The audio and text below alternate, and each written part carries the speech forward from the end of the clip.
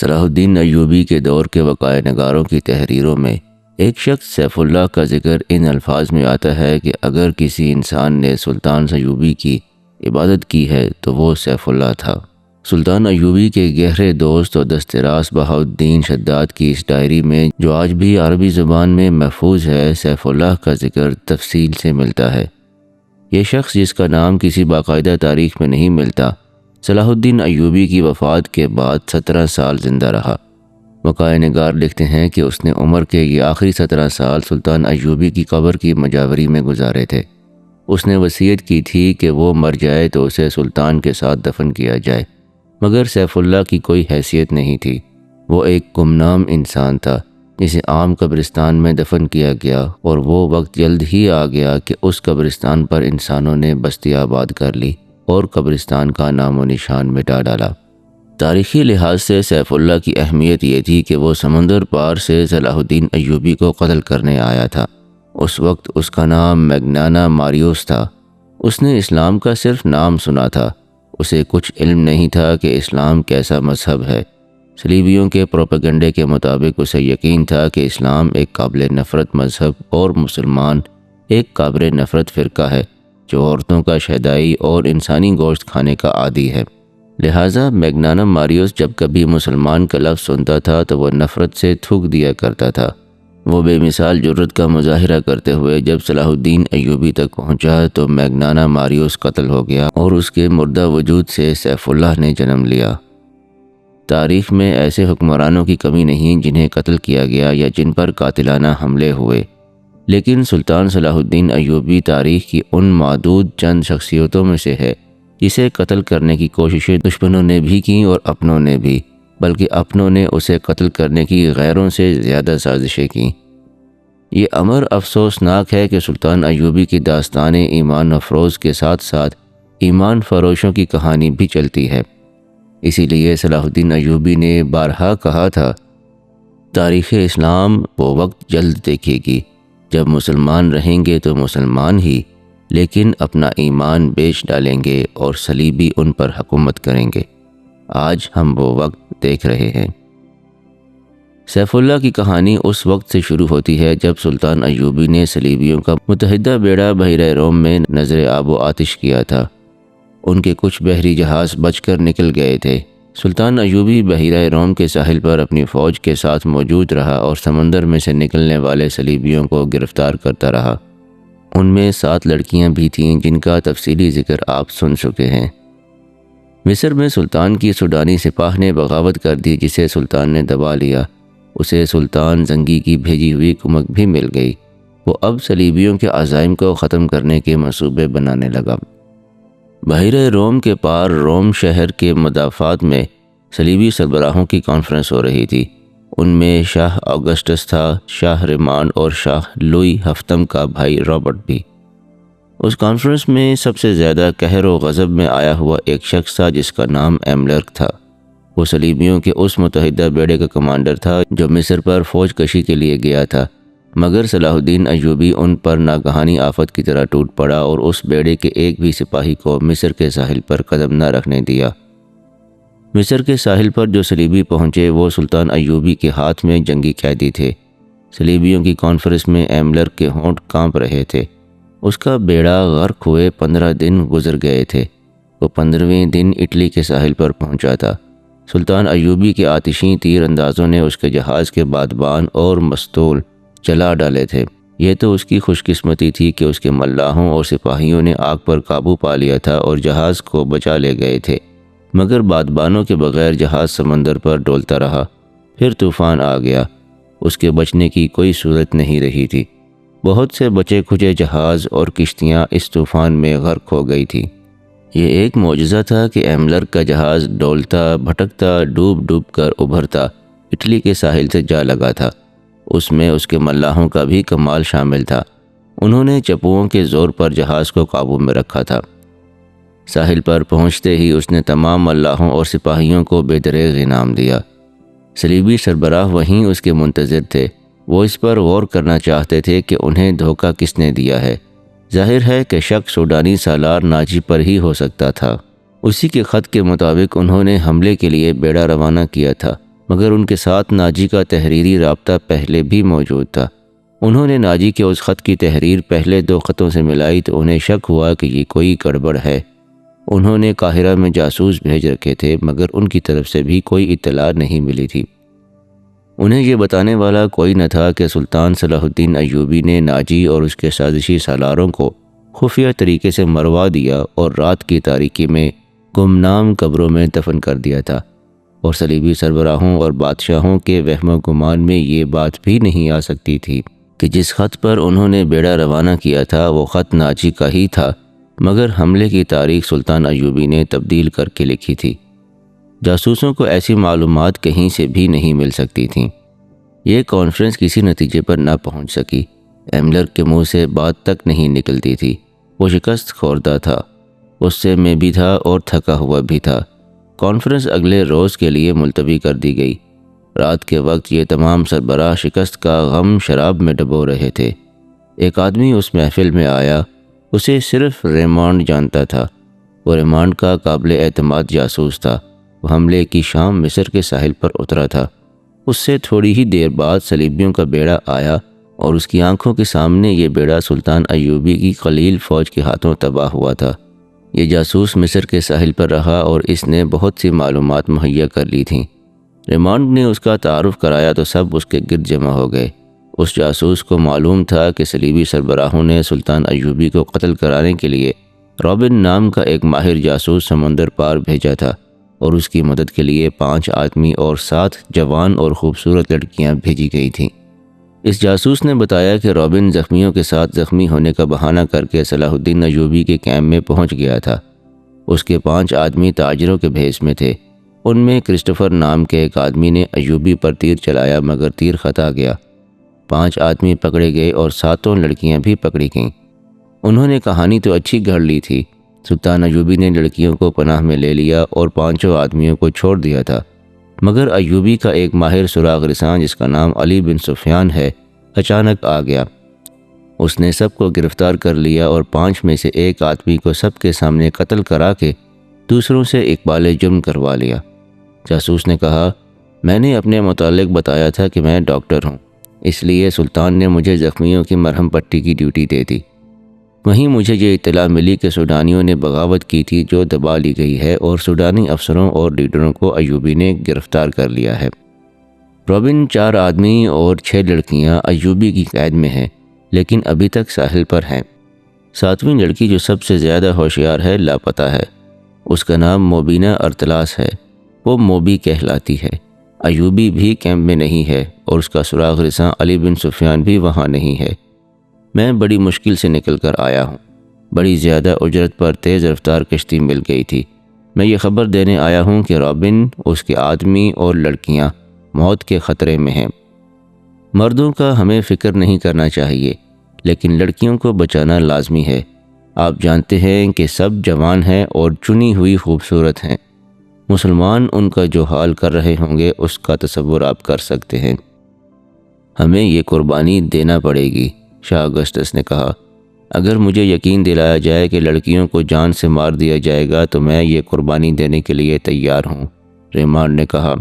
مگر ایسا نہیں ہوگا۔ مسلمان ان کے ساتھ وحشیوں کا سلوک کر رہے ہوں گے۔ لڑکیاں ہم پر لعنت بھیج رہی ہوں گی۔ میں انہیں بچانے کی کوشش کروں گا۔ یہ بھی ہو سکتا ہے، رابرٹ نے کہا، کہ مسلمان ان لڑکیوں کے ساتھ اچھا سلوک کر کے ہمارے خلاف جاسوسی کے لیے استعمال کرنے لگیں۔ بہرحال ہمارا یہ فرض ہے کہ انہیں قید سے آزاد کرائیں۔ میں اس کے لیے اپنا آدھا خزانہ خرچ کرنے کے لیے تیار ہوں۔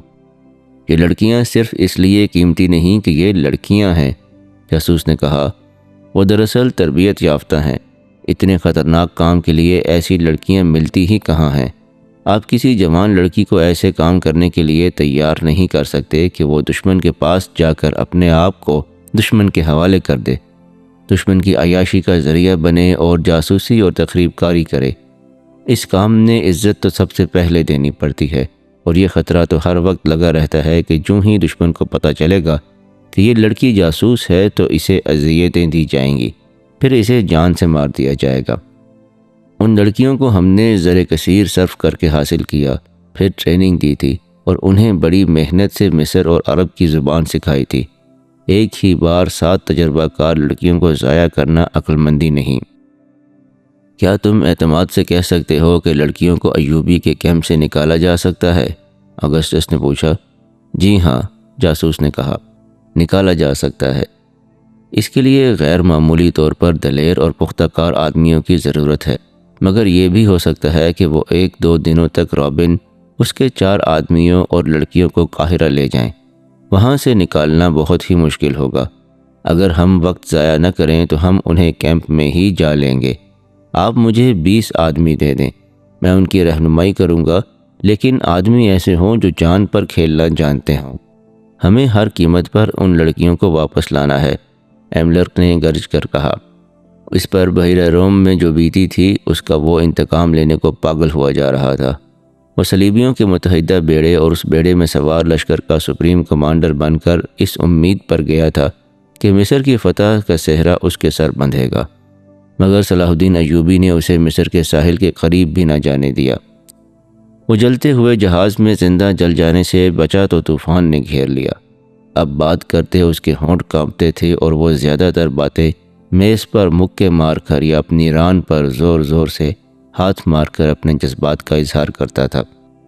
اس نے کہا، میں لڑکیوں کو بھی لاؤں گا اور صلاح الدین کو قتل بھی کرواؤں گا۔ میں انہی لڑکیوں کو مسلمانوں کی سلطنت کی جڑیں کھوکھلی کرنے کے لیے استعمال کروں گا۔ میں سچے دل سے آپ کی تائید کرتا ہوں شاہ ایملرک، ریمانڈ نے کہا۔ ہمیں تربیت یافتہ لڑکیوں کو اتنی آسانی سے ضائع نہیں کرنا چاہیے اور نہ ہم کریں گے۔ آپ سب کو اچھی طرح معلوم ہے کہ شام کے حرموں میں ہم کتنی لڑکیاں داخل کر چکے ہیں۔ کئی مسلمان گورنر اور امیر ان لڑکیوں کے ہاتھوں میں کھیل رہے ہیں۔ بغداد میں یہ لڑکیاں امراء کے ہاتھوں ایسے متعدد افراد کو قتل کرا چکی ہیں جو صلیب کے خلاف نعرہ لے کر اٹھے تھے۔ مسلمانوں کی خلافت کو ہم نے عورت اور شراب سے 3 حصوں میں تقسیم کر دیا ہے۔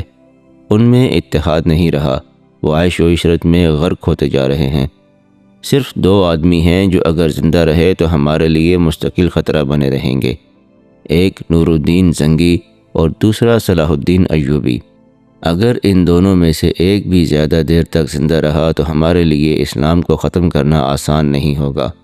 اگر صلاح الدین ایوبی نے سوڈانیوں کی بغاوت دبا لی ہے تو اس کا مطلب یہ ہے کہ یہ شخص اس حد سے زیادہ خطرناک ہے جس حد تک ہم اسے سمجھتے رہے ہیں۔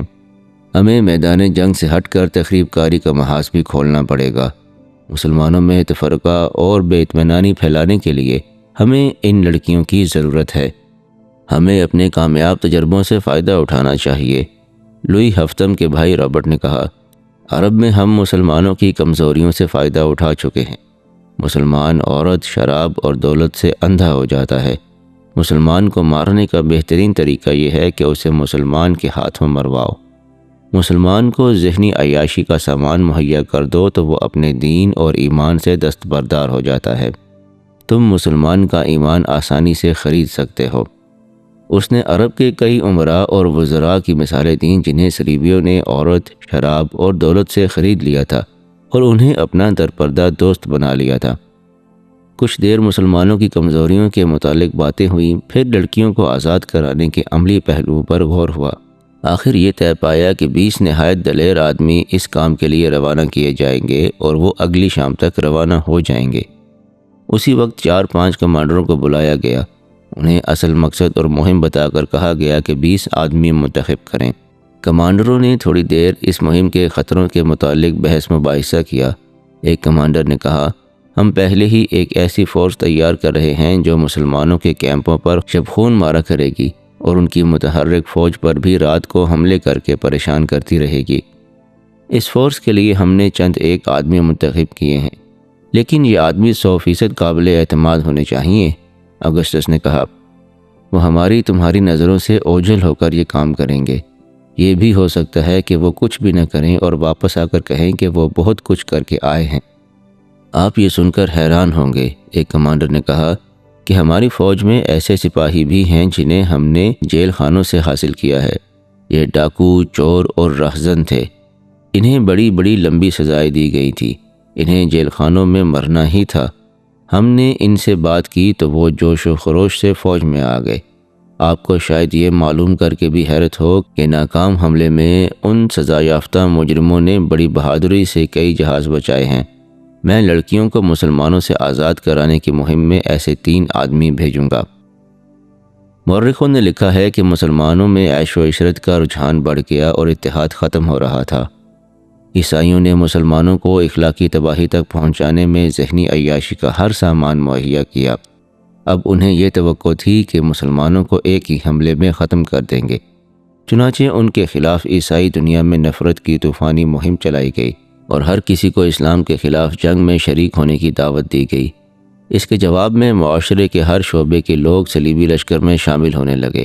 ان میں پادری بھی شامل ہوئے اور عادی مجرم بھی گناہوں سے توبہ کر کے مسلمانوں کے خلاف مسلح ہو گئے۔ بعض ملکوں کے جیل خانوں میں جو مجرم لمبی قید کی سزائیں بھگت رہے تھے وہ بھی فوج میں بھرتی ہو گئے۔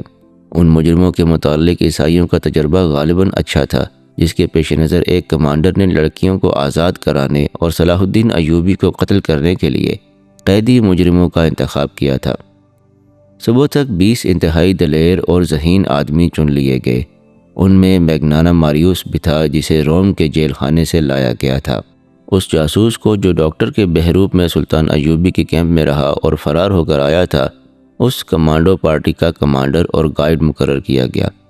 اس پارٹی کو یہ مشن دیا گیا کہ لڑکیوں کو مسلمانوں کی قید سے نکالنا ہے۔ اگر رابن اور اس کے 4 ساتھیوں کو بھی آزاد کرایا جا سکے تو کرا لینا، ورنہ ان کے لیے کوئی خطرہ مول لینے کی ضرورت نہیں۔ دوسرا مشن تھا صلاح الدین ایوبی کا قتل۔ اس پارٹی کو کوئی عملی ٹریننگ نہ دی گئی، صرف زبانی ہدایات اور ضروری ہتھیار دے کر اسی روز ایک بادبانی کشتی میں ماہی گیروں کے بھیس میں روانہ کر دیا گیا۔ جس وقت یہ کشتی اٹلی کے ساحل سے روانہ ہوئی تو صلاح الدین ایوبی سوڈانیوں کی بغاوت کو مکمل طور پر دبا چکا تھا۔ سوڈانیوں کے بہت سے کماندار مارے گئے یا زخمی ہو گئے تھے اور بہت سے سلطان ایوبی کے دفتر کے سامنے کھڑے تھے۔ انہوں نے ہتھیار ڈال کر شکست اور سلطان ایوبی کی اطاعت قبول کر لی تھی۔ وہ سلطان کے حکم کے منتظر تھے۔ سلطان اندر بیٹھا اپنے سالاروں وغیرہ کو احکام دے رہا تھا۔ علی بن سفیان بھی موجود تھا۔ اس فتح میں اس کا بہت عمل دخل تھا۔ صلیبیوں کو شکست دینے میں بھی اس کے نظام جاسوسی نے بہت کام کیا تھا، بلکہ یہ دونوں کامیابیاں جاسوسی کے نظام کی ہی کامیابیاں تھیں۔ سلطان ایوبی کو جیسے اچانک کچھ یاد آ گیا ہو۔ اس نے علی بن سفیان سے کہا، علی، ہمیں ان جاسوس لڑکیوں اور ان کے ساتھیوں کے متعلق سوچنے کا وقت ہی نہیں ملا۔ وہ ابھی تک ساحل پر قیدی کیمپ میں ہیں۔ ان سب کو فوراً یہاں لانے کا بندوبست کرو اور تہہ خانے میں ڈال دو۔ میں ابھی پیغام بھجوا دیتا ہوں، علی بن سفیان نے کہا۔ ان سب کو یہاں پہرے میں بلوا لیتا ہوں۔ سلطان، آپ شاید 7ویں لڑکی کو بھول گئے ہیں۔ وہ سوڈانیوں کے ایک کماندار بالیان کے پاس تھی۔ اسی لڑکی سے جاسوسوں اور بغاوت کا انکشاف ہوا تھا۔ میں دیکھ رہا ہوں کہ بالیان ان کمانداروں میں نہیں ہے جو باہر موجود ہیں، اور وہ زخمیوں میں بھی نہیں ہے اور وہ مرے ہوئوں میں بھی نہیں ہے۔ مجھے شک ہے کہ 7ویں لڑکی، جس کا نام فخر المصری نے موبی بتایا تھا، بالیان کے ساتھ کہیں روپوش ہو گئی ہے۔ اپنا شک رفع کرو علی، سلطان ایوبی نے کہا۔ یہاں مجھے اب تمہاری ضرورت نہیں ہے۔ بالیان لاپتہ ہے تو وہ بحیرہ روم کی طرف نکل گیا ہوگا۔ صلیبیوں کے سوا اسے اور کون پناہ دے سکتا ہے؟ بہرحال ان جاسوسوں کو تہہ خانے میں ڈلوا دو اور اپنے جاسوس فوراً تیار کر کے سمندر پار بھیج دو۔ زیادہ ضروری تو یہ ہے کہ اپنے جاسوس اپنے ہی ملک میں پھیلا دیے جائیں۔ یہ مشورہ دینے والا سلطان نور الدین زنگی کی بھیجی ہوئی فوج کا سالار تھا۔ اس نے کہا، ہمیں صلیبیوں کی طرف سے اتنا خطرہ نہیں جتنا اپنے مسلمان امراء سے ہے۔ اپنے جاسوس ان کے حرموں میں داخل کر دیے جائیں تو بہت سی سازشیں بے نقاب ہوں گی۔ اس نے تفصیل سے بتایا کہ یہ خود ساختہ حکمران کس طرح صلیبیوں کے ہاتھوں میں کھیل رہے ہیں۔ سلطان زنگی اکثر پریشان رہتے ہیں کہ باہر کے حملوں کو روکیں یا اپنے گھر کو اپنے ہی چراغ سے جلنے سے بچائیں۔ صلاح الدین ایوبی نے یہ رویداد غور سے سنی اور کہا، اگر تم لوگ جن کے پاس ہتھیار ہیں دیانتدار اور اپنے مذہب سے مخلص رہے تو باہر کے حملے اور اندر کی سازشیں قوم کا کچھ نہیں بگاڑ سکتی۔ تم اپنی نظر سرحدوں سے دور آگے لے جاؤ۔ سلطنت اسلامیہ کی کوئی سرحد نہیں۔ تم نے جس روز اپنے آپ کو اور خدا کے اس عظیم مذہب اسلام کو سرحدوں میں پابند کر لیا تو اس روز سے یوں سمجھو کہ تم اپنے ہی قید خانے میں قید ہو جاؤ گے۔ پھر تمہاری سرحدیں سکڑنے لگیں گی۔ اپنی نظریں بحیرہ روم سے آگے لے جاؤ، سمندر تمہارا راستہ نہیں روک سکتے۔ گھر کے چراغوں سے نہ ڈرو، یہ تو ایک پھونک سے گل ہو جائیں گے، ان کی جگہ ہم ایمان کے چراغ روشن کر دیں گے۔ ہمیں امید ہے کہ ہم ایمان فروشی کو روک لیں گے سلطان محترم، سالار نے کہا۔ ہم مایوس نہیں، صرف 2 لعنتوں سے بچو میرے عزیز رفیقوں، سلطان ایوبی نے کہا۔ مایوسی اور ذہنی عیاشی۔ انسان پہلے مایوس ہوتا ہے، پھر ذہنی عیاشی کے ذریعے راہ فرار اختیار کرتا ہے۔ اس دوران علی بن سفیان جا چکا تھا۔ اس نے فوراً ایک قاصد بحیرہ روم کے کیمپ کی طرف اس پیغام کے ساتھ روانہ کر دیا کہ رابن اس کے 4 ساتھیوں اور لڑکیوں کو گھوڑوں یا اونٹوں پر سوار کر کے 20 محافظوں کے پہرے میں دارالحکومت کو بھیج دو۔ قاصد کو روانہ کر کے اس نے اپنے ساتھ 6-7 سپاہی لیے اور کماندار بالیان کی تلاش میں نکل گیا۔ اس نے ان سوڈانی کمانداروں سے جو باہر بیٹھے تھے بالیان کے متعلق پوچھ لیا تھا۔ سب نے کہا تھا کہ اسے لڑائی میں کہیں بھی نہیں دیکھا گیا تھا اور نہ ہی وہ اس فوج کے ساتھ تھا جو بحیرہ روم کی طرف سلطان کی فوج پر حملہ کرنے کے لیے بھیجی گئی تھی۔ علی بن سفیان بالیان کے گھر گیا تو وہاں اس کی 2 بوڑھی خادماؤں کے سوا اور کوئی نہ تھا۔ انہوں نے بتایا کہ بالیان کے گھر میں 5 لڑکیاں تھیں۔ ان میں جس کی عمر زیادہ ہو جاتی تھی اسے وہ غائب کر دیتا اور اس کی جگہ جوان لڑکی لے آتا تھا۔ ان خادماؤں نے بتایا کہ بغاوت سے پہلے اس کے پاس ایک فرنگی لڑکی آئی تھی جو غیر معمولی طور پر خوبصورت اور ہوشیار تھی۔ بالیان اس کا غلام ہو گیا تھا۔ بغاوت کے 1 روز بعد جب سوڈانیوں نے ہتھیار ڈال دیے تو بالیان رات کے وقت گھوڑے پر سوار ہوا، دوسرے گھوڑے پر اس فرنگی لڑکی کو سوار کیا اور معلوم نہیں دونوں کہاں روانہ ہو گئے۔ ان کے ساتھ 7 گھڑ سوار تھے۔ حرم کی لڑکیوں کے متعلق بوڑھیوں نے بتایا کہ وہ گھر میں جو ہاتھ لگا اٹھا کر چلی گئی ہیں۔ علی بن سفیان وہاں سے واپس ہوا تو ایک گھوڑا سر پر دوڑتا ہوا آیا اور علی بن سفیان کے سامنے رکا۔ اس پر فخر المصری سوار تھا۔ کود کر وہ گھوڑے سے اترا اور ہانپتی کانپتی آواز میں بولا، میں آپ کے پیچھے آیا ہوں۔ میں بھی اسی بدبخت بالیان اور اس کافر لڑکی کو ڈھونڈ رہا تھا۔ میں ان سے انتقام لوں گا۔ جب تک ان دونوں کو اپنے ہاتھوں سے قتل نہیں کر لوں گا مجھے چین نہیں آئے گا۔ میں جانتا ہوں کہ وہ کدھر گئے ہیں۔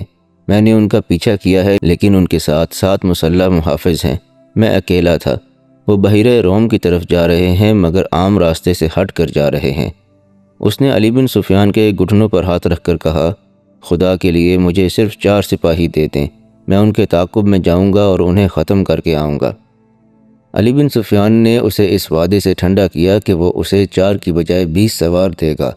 وہ ساحل سے آگے اتنی جلدی نہیں جا سکتے، میرے ساتھ رہو۔ علی بن سفیان مطمئن ہو گیا کہ یہ تو پتہ چل گیا ہے کہ وہ کس طرف گئے ہیں۔ اس وقت بالیان اس صلیبی لڑکی کے ساتھ جس کا نام موبی تھا ساحل کی طرف جانے والے عام راستے سے ہٹ کر دور جا چکا تھا۔ ان علاقوں سے وہ اچھی طرح واقف تھا۔ اسے معلوم نہیں تھا کہ سوڈانی فوج اور اس کے کمانداروں کو صلاح الدین ایوبی نے معافی دے دی ہے۔ ایک تو وہ سلطان کے عتاب سے بھاگ رہا تھا اور دوسرے یہ کہ وہ موبی جیسی حسین لڑکی کو نہیں چھوڑنا چاہتا تھا۔ وہ سمجھتا تھا کہ دنیا کی حسین لڑکیاں صرف مصر اور سوڈان میں ہی ہیں، مگر اٹلی کی اس لڑکی کے حسن اور دلکشی نے اسے اندھا کر دیا تھا۔ اس کی خاطر وہ اپنا رتبہ، اپنا مذہب اور اپنا ملک ہی چھوڑ رہا تھا، لیکن اسے یہ معلوم نہیں تھا کہ موبی اس سے جان چھڑانے کی کوشش کر رہی تھی۔ وہ جس مقصد کے لیے آئی تھی وہ ختم ہو چکا تھا۔ گو کہ مقصد تباہ ہو گیا تھا، تاہم موبی اپنا کام کر چکی تھی۔ اس کے لیے اس نے اپنے جسم اور اپنی عزت کی قربانی دی تھی۔ وہ ابھی تک اپنی عمر سے دگنی عمر کے آدمی کی عیاشی کا ذریعہ بنی ہوئی تھی۔ بالیان اس خوش فہمی میں مبتلا تھا کہ موبی اسے بری طرح چاہتی ہے، مگر موبی اس سے نفرت کرتی تھی۔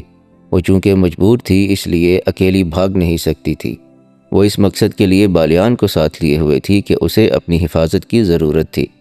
اسے بحیرہ روم پار کرنا تھا یا رابن تک پہنچنا تھا۔ اسے معلوم نہیں تھا کہ رابن اور اس کے ساتھی جو تاجروں کے بھیس میں تھے پکڑے جا چکے ہیں۔ اس مجبوری کے تحت وہ بالیان کے ہاتھ میں کھلونا بنی ہوئی تھی۔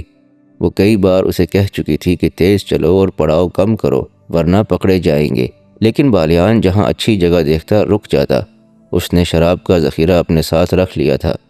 ایک رات موبی نے ایک ترکیب سوچی۔ اس نے بالیان کو اتنی زیادہ پلا دی کہ وہ بے سدھ ہو گیا۔ ان کے ساتھ جو 7 محافظ تھے وہ کچھ پرے سو گئے تھے۔ موبی نے دیکھا تھا کہ ان میں سے ایک ایسا ہے جو جوان ہے اور سب پر چھایا رہتا ہے۔ بالیان زیادہ تر اسی کے ساتھ ہر بات کیا کرتا تھا۔ موبی نے اسے جگایا اور تھوڑی دور لے گئی۔ اسے کہا، تم اچھی طرح جانتے ہو کہ میں کون ہوں، کہاں سے آئی ہوں اور یہاں کیوں آئی تھی۔ میں تم لوگوں کے لیے مدد لائی تھی تاکہ تم صلاح الدین ایوبی جیسے غیر ملکیوں سے آزاد ہو سکو، مگر تمہارا یہ کماندار بالیان اس قدر عیاش آدمی ہے کہ اس نے شراب پی کر بدمست ہو کر میرے جسم کے ساتھ کھیلنا شروع کر دیا۔ بجائے اس کے کہ وہ عقل مندی سے بغاوت کا منصوبہ بناتا اور فتح حاصل کرتا، اس نے مجھے اپنی حرم کی لونڈی بنا لیا اور اندھا دھند فوج کو 2 حصوں میں تقسیم کر کے ایسی لاپرواہی سے حملہ کروایا کہ ایک ہی رات میں تمہاری اتنی بڑی فوج ختم ہو گئی۔ تمہاری شکست کا ذمہ دار یہ شخص ہے۔ اب یہ میرے ساتھ صرف عیاشی کے لیے جا رہا ہے اور مجھے کہتا ہے کہ میں اسے سمندر پار لے جاؤں، اسے اپنی فوج میں رتبہ دلاؤں اور اس کے ساتھ شادی کر لوں، مگر مجھے اس شخص سے نفرت ہے۔ میں نے فیصلہ کیا ہے کہ اگر مجھے شادی ہی کرنی ہے اور اپنے ملک میں جا کر اسے فوج میں رتبہ دلانا ہے تو مجھے ایک ایسے آدمی کا انتخاب کرنا چاہیے جو میرے دل کو اچھا لگے۔ وہ آدمی تم ہو۔ تم جوان ہو، دلیر ہو، عقل مند ہو۔ میں نے جب سے تمہیں دیکھا ہے تمہیں چاہ رہی ہوں۔ مجھے اس بوڑھے سے بچاؤ، میں تمہاری ہوں۔ سمندر پار چلو، فوج کا رتبہ اور مال و دولت تمہارے قدموں میں ہوگا، مگر اس آدمی کو یہیں ختم کرو۔ وہ سویا ہوا ہے، اسے قتل کر دو اور آؤ نکل چلیں۔ اس نے محافظ کے گلے میں باہیں ڈال دیں۔ محافظ اس کے حسن میں گرفتار ہو گیا۔ اس نے دیوانہ وار لڑکی کو اپنے بازوؤں میں جکڑ لیا۔ موبی اس جادوگری کی ماہر تھی۔ وہ ذرا پرے ہٹ گئی۔ محافظ اس کی طرف بڑھا تو عقب سے ایک برچھی اس کی پیٹھ میں اتر گئی۔ اس کے منہ سے ہائے نکلی اور وہ پہلو کے بل لڑک گیا۔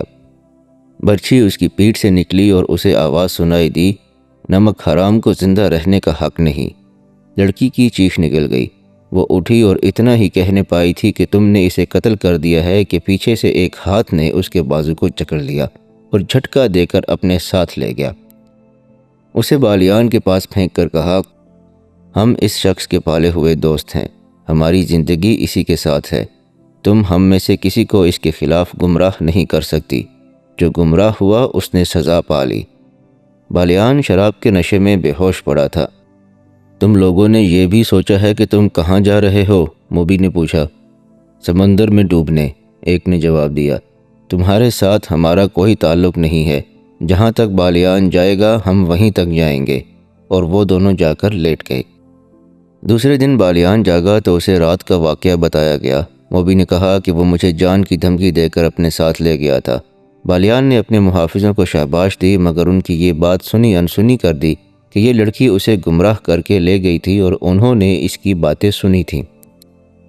وہ موبی کے حسن اور شراب میں مدہوش ہو کر سب کچھ بھول گیا۔ موبی نے اسے ایک بار پھر کہا کہ تیز چلنا چاہیے، مگر بالیان نے پرواہ نہ کی۔ وہ اپنے آپ میں نہیں تھا۔ موبی اب آزاد نہیں ہو سکتی تھی۔ اس نے دیکھ لیا تھا کہ یہ لوگ اپنے دوستوں کو قتل کرنے سے بھی گریز نہیں کرتے۔